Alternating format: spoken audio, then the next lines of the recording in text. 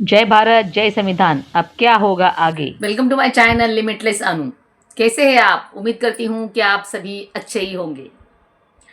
अभी फिलहाल तो वर्षावास के दिन है। सभी लोग धम्म सुनने, पढ़ने और बताने में भी व्यस्त है। वर्षावास चलते हुए आप सबके लिए मैं मेरे चैनल की तरफ से मंगल मैत्री करती हूँ। जो भी महाबोधि के लिए जो हमारे सेनानी लड़ रहे मतलब संघर्ष कर रहे, उनके भी अच्छे आरोग्य के लिए लिमिटलेस अनु परिवार की तरफ से, मेरे यूट्यूब चैनल की तरफ से मंगल मैत्री करती हूँ कि सभी की सेहत बनी रहे। क्योंकि अभी महाबोधि मुक्ति आंदोलन की जो ये संघर्ष है, ये लड़ाई है, ये और करनी है तेज। 29 जुलाई को सुप्रीम कोर्ट में जो हियरिंग हुई, हमारे पत्रकार जैसे कि हम इस पर बातचीत कर चुके हैं कि 29 जुलाई को दिल्ली सुप्रीम कोर्ट में सुनवाई थी और उससे पहले 26 और 25 जुलाई को दिल्ली में जंतर मंतर पर महाबोधि धरना आंदोलन 2 दिवसीय था, जो ऑल इंडिया बुद्धिस्ट फोरम ने आयोजन किया था उसका। और उसके लिए हमारे जो भी बुद्धिस्ट संगठन है, जैसे कि समता सैनिक दल हो, भारतीय बौद्ध महासभा हो, महिला शक्तिकरण समिति हो, सिद्धार्थ बुद्ध विहार, समता सैनिक दल और समता विचार मंच के मंटू जी, इन्होंने अभिव्यक्ता से बात किए। सुनिए आप। बहुत अच्छा हुआ, पॉजिटिव हुआ। कितने बोलेंगे पॉजिटिव रही है, रिजल्ट भी पॉजिटिव होगा। शायद अगला हफ्ता फिर मंगलवार को एडवोकेट साहब पहले इसी बताएंगे। हम इतना खुश हुए कि आज एक बार हम सब बैठ के डिस्कस हुई। अभी फिर 4:30 बजे बैठेंगे, क्योंकि इस बार अभी नहीं तो कभी नहीं, हमको लड़ना नहीं जीतना है, वोटों को न्याय दिलाना है। बाकी आप से बात क्या कहेंगे सर, आज क्या के अंदर में कुछ हमारे दर्शकों को जानकारी दीजिए। आज हमारी केस आइटम नंबर 14 में ऑनरेबल जस्टिस सूर्यकांत जी और उनके एक सहयोगी जज आदिची उनके सामने लगी। क्योंकि सूर्यकांत जी का जो एक विशेष बेंच था जिसमें वो 3 बजे तक भी बैठे, और हमने मेंशन करने की भी कोशिश की, 40 नंबर हमारा था। तो इसके बाद में जो है, हालांकि वो जल्दबाजी में जो है उनके, फिर भी हमने उनके बेंच रीडर से जो है बात की, और उन्होंने कहा कि आपकी केस जो है वो नेक्स्ट वीक में लगेगी, और प्रोबेबली ट्यूसडे को, जैसे आज ट्यूसडे। तो ये जो है, मुझे ऐसा लगता है कि एक अच्छा ही हुआ, क्योंकि हमको एक ब्रीदिंग समय मिला है ताकि हम अपनी स्ट्रैटेजीज जो है वो सामने तय कर सकें। और एक बहुत ही अच्छी गुड न्यूज़ ये है कि अभी तक हम बिखरे थे, और अभी हम जो है यूनाइटेडली ऑर्गेनाइज्ड हो चुके हैं, और हमारे केस में जितने भी इंटरवेनर्स हैं उन सबको जो है हम ऑर्गेनाइज करने वाले हैं, और आज हम मीटिंग लेने वाले हैं ताकि वो भी जो है साथ में फाइट करें। तो एक नई पिटीशन जो फाइल हुई है महाबोधि महाविहार सोसाइटी की तरफ से, तो वे भी जो है हमारे साथ में है। और अभी ऐसा एक माहौल, एटमॉस्फेयर क्रिएट हो गया है कि जो कोर्टों में जिन्होंने एप्लीकेशन वो भी क्रिएट हो रहे हैं, और जो हमारे देश विदेश के वो भी जो है ऑर्गेनाइज हो रहे हैं। ये बहुत ही शुभ हो रहा है कि हम एक बहुत ताकत से इस केस में फाइट करके हम जीत हासिल करेंगे। ये कंफर्म ही नहीं है, यही होने वाला है। ये अटल सत्य है, ये सनातन सत्य है, यही होगा, धम्म की विजय होगी। क्या कहेंगे सर, कुछ बोल रहे थे आप? अभी स्ट्रॉन्ग वोट्स एकत्रित हो गया है, तो जल्दी इसके बारे में अच्छा एकता में ही ताकत होती है। क्या कहेंगे बंते जी, आज आप लोग की सुनवाई हो रही थी? डेफिनेटली जितना आकाश लामा जी और एडवोकेट शरद नारे जी ने आप लोगों को बताया है कि धर्म की विजय होगी, और निश्चित तौर से हम इस पर विश्वास करते हैं। और आने वाले समय में जो निर्णय आएगा वो सकारात्मक होगा। हमको सबको एक साथ रहकर एकता के सूत्र में बनना चाहिए, और महाबोधि महाविहार को मुक्त करने का अभियान निश्चित तौर पर एक नई सफल होगा। धन्यवाद। पूरे भारत भर के बौद्ध संगठन यहाँ इकट्ठे आए थे। ये आंदोलन काफ़ी सक्सेसफुल रहा। जैसे कि एक वीडियो मुझे प्राप्त हुआ था, उसमें मिस्टर प्रहलाद बौद्ध नामक व्यक्ति है जो बिहार बुद्धगया से बिलोंग करते हैं, और वो वहाँ महाबोधि धरना आंदोलन जो चल रहा था जंतर मंतर पे, वहाँ उपस्थित थे। ये इसलिए बता रही हूँ कि मैंने शॉर्ट वीडियो भी डाला है, मुझे प्राप्त हुआ था वो। माननीय प्रहलाद बौद्ध जो है वो मानसिक रूप से बहुत दृढ़ निश्चय वाले हैं, और जो उनकी कमेंडमेंट है वो सैल्यूट करने लायक है। लेकिन नेचर ने या उनमें थोड़ी सी यानी शारीरिक कमियां है, उसकी बाधाएं ना लेते हुए उन्होंने बोध गया से दिल्ली जंतर मंतर का प्रवास किया है, और वहां जाकर उन्होंने आंदोलन में उपस्थिति लगाई है। और इनको इस बात को माननीय आकाश लामा जी ने भी अप्रिशिएट किया है, और उन्होंने बोला है अगर आपका कमिटमेंट हो तो ऐसा होना चाहिए, अढ़ल होना चाहिए।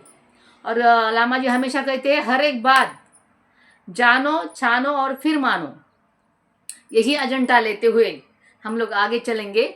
बीटी एक्ट हटाने के लिए संवैधानिक पद्धति से, कानूनी पद्धति से कार्रवाई हो रही है, साथ में ही जन जागृति भी हो रही है। बीटी एक्ट क्या है, ये कानून क्यों नहीं चाहिए, ये महाबोधि के लिए क्यों अपायकारक है, इसकी भी जन जागृति हो रही है। आंदोलन को आगे बढ़ाने के लिए या बीटी एक्ट निरस्त करने के लिए जो बातचीत होगी या दलीलें होगी वो होगी 5 अगस्त को। अभी आते आते पटना हिंदुस्तान ब्यूरो में ये समाचार आया है कि वहाँ के प्रस्थापित प्रशासन या कह सकते हैं वहाँ के मुख्यमंत्री और वहाँ के जो भी अभी बीटी एक्ट के खिलाफ है, यानी वहाँ का वो पंडित वर्ग, उन्होंने एक सलाहकार कमेटी का गठन किया है। अभी सलाहकार कमेटी कैसी है उसके बारे में हम देखेंगे। उस सलाहकार कमेटी में कुल मिलाकर 25 सभासद होंगे, लेकिन भारतीय बौद्धों को मिले हैं 4 नंबर, यानी उसमें भी जैसे कि पहले 9 सदस्यों में 4 सदस्य भारतीय बौद्ध थे, अभी भी 25 लोग होने पर भी जो 4 वाला नंबर है वही बरकरार है। 4 भारतीय बुद्धिस्ट होंगे, 11 सदस्य विभिन्न विभागों के सदस्य होंगे, 11 सदस्य भारतीय यानी प्रशासन से विभिन्न सभासद होंगे, और 10 यानी कि जो हमारे बुद्धिस्ट विश्व में जो बुद्धिस्ट कंट्रीज है उसमें से 10 देशों के राजदूत उस संगठन में होंगे। और वो संगठन क्या होगा, सलाहकार संगठन होगा। बुद्ध गया टेम्पल मैनेजमेंट कमेटी को सलाह देने के लिए किया गया। अभी देखिए जैसे कि बुद्ध गया की हालत हम सभी ने देखी है, वहाँ सफाई बिल्कुल नहीं है, वहाँ रोड अच्छे नहीं है, वहाँ दवा, बहुत सारे वहाँ बुद्धिस्ट विहार है, लेकिन वो अलग अलग देशों से बनाए हुए हैं। हमारे देश की तरफ से सिर्फ वहाँ वो मंदिर है, उसमें भी पार्टीशन करके आधा हिस्सा और मंदिरों के लिए यूज़ किया है। वहाँ बहुत सारा धार्मिक अतिक्रमण बन चुका है, वहाँ सफाई नहीं है। जैसे कि बिहार शहर जो है इतना ऐतिहासिक शहर है, पूरे विश्व में उसका नाम है क्योंकि तथागत भगवान बुद्ध को वहाँ संबोधि प्राप्त हुई थी। ये बौद्धों के लिए एक अस्मिता का स्थल है, प्रार्थना स्थल है। सिर्फ भारतीय बौद्ध नहीं, पूरे जग में सारे बुद्धिस्ट लोगों का ये एक धार्मिक केंद्र है। और वहाँ की स्थिति देखी जाए तो वहाँ हवाई अड्डा है, लेकिन स्थानिक लोगों के लिए अच्छे अस्पताल नहीं है, स्कूल नहीं है। वहाँ लगभग जो गरीब लोग हैं, यानी पंडित महंत छोड़े तो बाकी सब गरीब, वो बच्चे सिर्फ ऑटो चलाते, वहाँ 10-10 रुपये 15-15 रुपये में ऑटो चलाते, माला बेचते या बुद्ध मूर्तियाँ बेचते स्थानिक लोग। उनको उनकी पढ़ाई की कोई उधर सुविधा नहीं। जैसे कि हम डुंगेश्वरी तक देखा तो डुंगेश्वरी बोध गया से कुछ दूर नहीं है, लेकिन वहाँ भी हालत बेहाल है, रोजी रोटी उन्हें कुछ उपलब्ध नहीं है, वहाँ कोई फैक्ट्रियाँ नहीं है, कुछ भी जीने के लिए प्रसाधन वहाँ नहीं है। और जो महंत लोग हैं वो तो बड़े अमीर हैं, उनके बड़े बड़े होटल्स हैं, वहाँ 1 नंबर की सुविधा है। जैसे 1 नंबर वहाँ उन्होंने सुविधा बना रखी है पैसे कमाने के लिए। स्थानिक लोगों के लिए वहाँ कुछ भी नहीं है। तो देखा जाए बिहार की हालत काफ़ी गरीब और बुरी है। बुद्ध गया शहर वैसे देखा जाए तो बिल्कुल भी प्रगत नहीं है, कुछ सुविधाएं वहाँ नहीं है। और अभी इनको ये लग रहा है कि हम सलाहकार कमेटी का गठन करें और फिर वो कमेटी यानी सलाह देगी कि ये मंदिर अधिनियम कैसे चलाना है, क्या करना है। वैसे तो जो धरना आंदोलन 12 फरवरी से चला आ रहा है, अनेक संगठन इसमें सक्रिय है और सभी लोगों का कहना है कि ये BT एक्ट 1949 जो है उसके तहत ये सारे उल्टे फुल्टे काम हो रहे। हर शहर की प्रगति हो रही है, ना मंदिर का व्यवस्थापन ठीक से चल रहा है, ना वहाँ का जो धार्मिक अतिक्रमण है ना हटाया जा रहा है ना रोका जा रहा है। उल्टा 3 महीने वहाँ अगर आंदोलनकारी धरना लगा के बैठे हैं, ये मांग कर रहे हैं कि BT एक्ट हटाया जाए। पूरे भारत से हर स्टेट से वहाँ आंदोलनकारी आ रहे हैं, धरने को समर्थन दे रहे हैं और सबकी यही राय थी कि BT एक्ट 1949 हटाया जाए। उसी टाइम में जैसे 12 मई को बुद्ध पूर्णिमा होती है तो वहाँ यानी धरना आंदोलन से पटना जाकर उन्हें मुख्यमंत्री जी को कहा गया था कि आप 12 तारीख को महाबोधि आइए, हम वहाँ चांटिंग के लिए धरना आंदोलनकारी बैठेंगे, वहाँ महाबोधि आप आइए।